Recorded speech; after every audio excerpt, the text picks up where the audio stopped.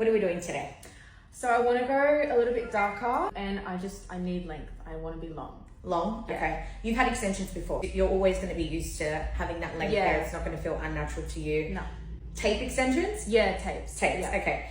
Now, color-wise, let's start with that before we go into how many packets you'll need and the length and everything and how you want them cut in. Color-wise, you're naturally a lot lighter on the top here. Yeah. Are you looking for something that's going to grow out and blend into your natural? Yeah, that would be nice. Okay. And my hair, when it fades, it goes very brassy. Right. So I have very like warm undertones, and I like it ashy. Okay, we want to steer away from the warmer. Yeah. All right, show me your inspo photo. Yeah. Do you have anything that you're looking at? Yeah. Okay, now when we break down that photo, what is it about that photo that you like? She's got a money piece in her hair. I think no money piece. I've had money pieces before, but it's made my front bits break. Okay. So I think Hair health is our priority. Yeah, that's my Amazing. main thing. She's quite a bit darker than your natural. Now, when you said before you want something that's going to like blend out with your natural, when we look at her color there, technically she's about 3 shades darker than what your natural color is here. Not this pre-existing color in here, because I can see you've had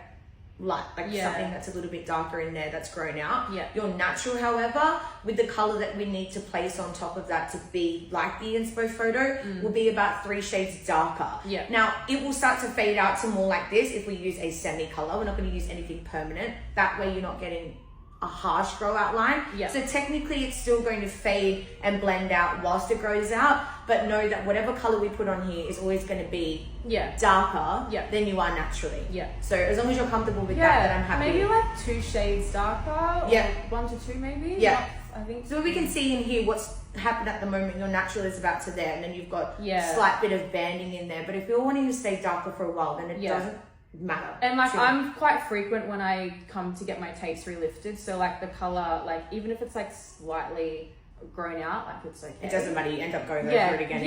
Exactly. Okay. Now, in terms of the ends of your hair color here, we want to remove the brass. She's got the dimension, which we can play around with the extensions anyway. So I'm not too fussed on your hair not being light enough, because I can add that lightness and that ashy cool tone in with the extensions, and you're going to get both dimension, lightness, and all the rest of it through the extensions.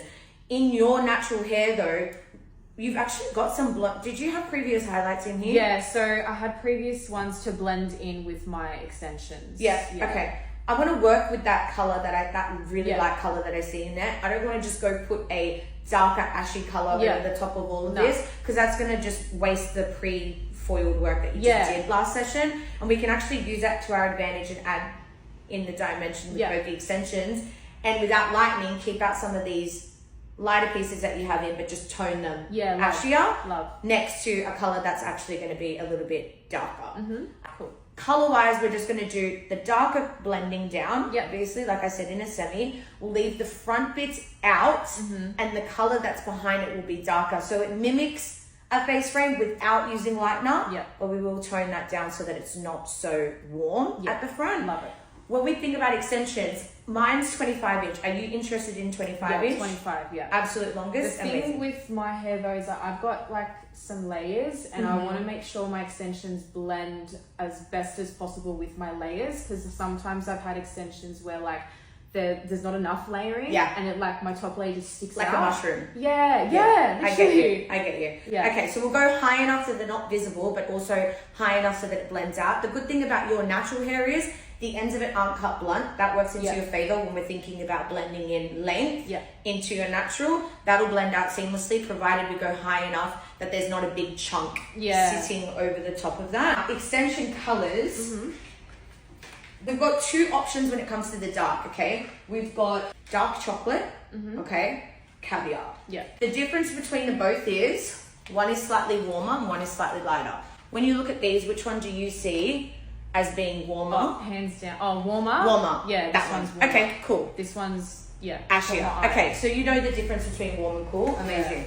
Now, if we're thinking we like ashier, then I would say caviar is more likely to be your color. And when this fades out, all brunette tones, the underlying pigments of a brunette are warm. So when they do fade out, you're going to still see some warmth. But if our starting point is ashier, the likelihood of it becoming warmer won't be till a lot later.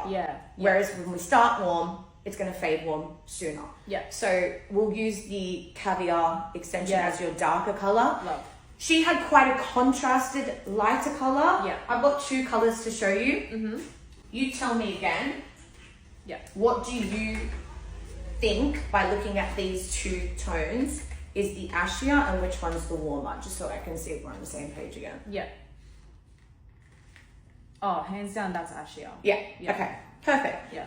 In terms of dimension and going by your color inspo, I feel like this one's bang on. Yeah, I love this color. Yeah, I feel like that one's bang on point to the inspo photo that you just showed. And obviously you can see when I put them next to each other, It's got a bit of dimension already in it as well, which is nice. each strand, all the strands are kind of like colored and melted into one another.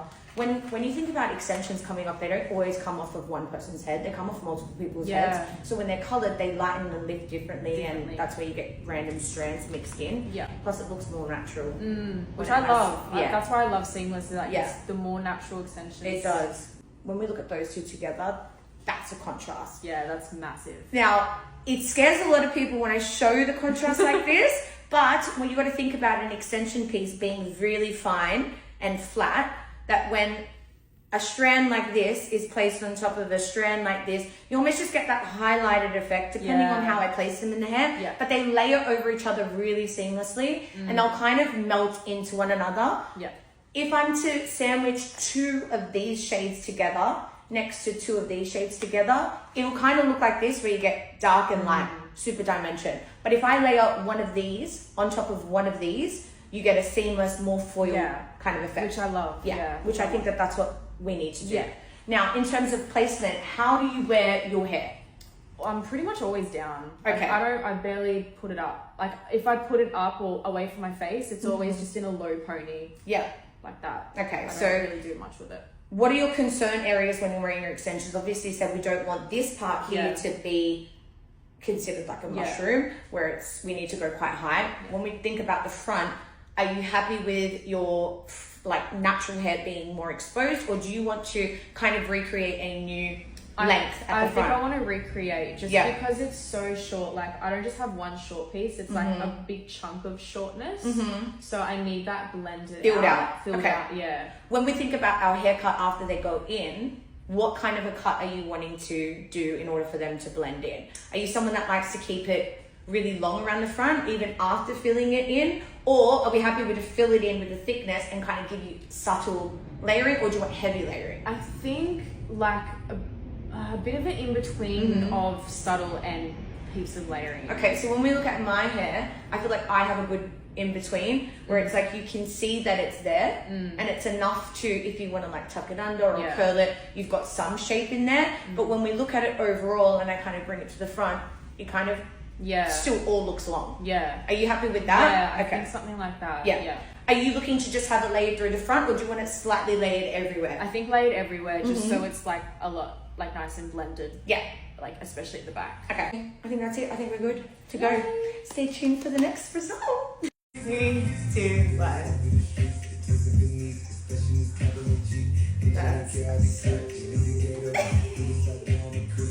Fuck off. Sorry. You can. It's so beautiful. So good. That is stunning. That blend. Yeah.